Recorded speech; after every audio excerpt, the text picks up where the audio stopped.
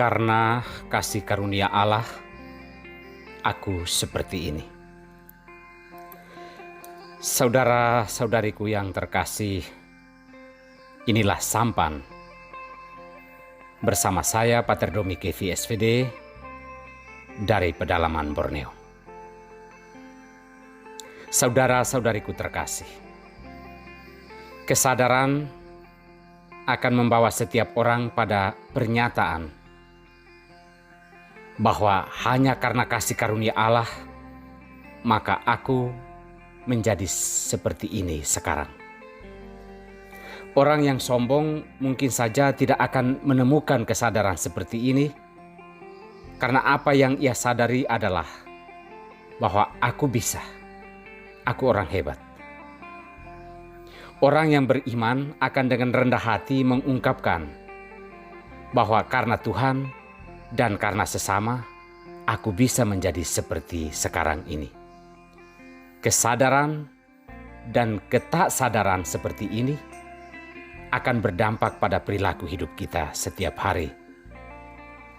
Saudara-saudariku yang terkasih, Paulus dalam pewartaan Injilnya selalu disertai kesadaran bahwa kalau saat ini orang menyebut dia sebagai rasul besar dan hebat, ia tetap pada kesadarannya bahwa hanya karena kasih karunia Allah, maka ia menjadi seperti itu.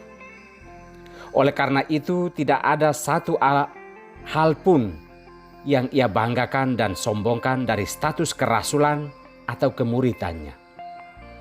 Ia tetap sadar bahwa ia dulu bukan orang baik-baik, namun Tuhan mengubah segalanya dalam hidupnya dan memberi arti baru pada hidup dan panggilannya saat ini. Kesadarannya ini turut membentuk kesaksian hidupnya dalam pewartaan Injil Kristus, sehingga ia tidak tampil angkuh dan sombong dengan hidup baru yang ia jalani saat itu. Wanita berdosa yang meminyaki kaki Yesus mengungkapkan sebuah kesadaran hidup bahwa Yesus adalah pribadi yang memberi arti dalam hidupnya yang penuh dengan dosa. Maka minyak mahal pun dituangkan di kaki Yesus sebagai ungkapan cinta yang begitu mendalam karena ia telah dipulihkan dari dosa dan kelemahannya.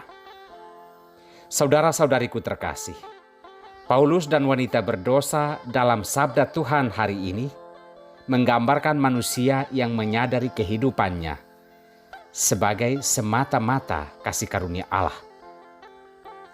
Sikap iman inilah yang patut menjadi kehidupan kita sebagai orang beriman, karena apalah yang patut kita sombongkan. Kita ini hanyalah debu tanah yang dibuat berarti oleh Tuhan.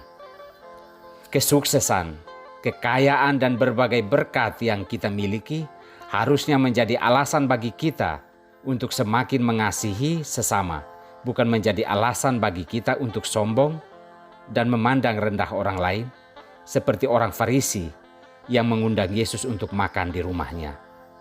Kita bertuhan atau mengundang Tuhan dalam rumah kita, bukan untuk menunjukkan betapa kita memiliki sesuatu, tetapi betapa kita bersyukur atas kasih karunia-Nya, karena kasih karunia-Nya lah kita menjadi seperti ini.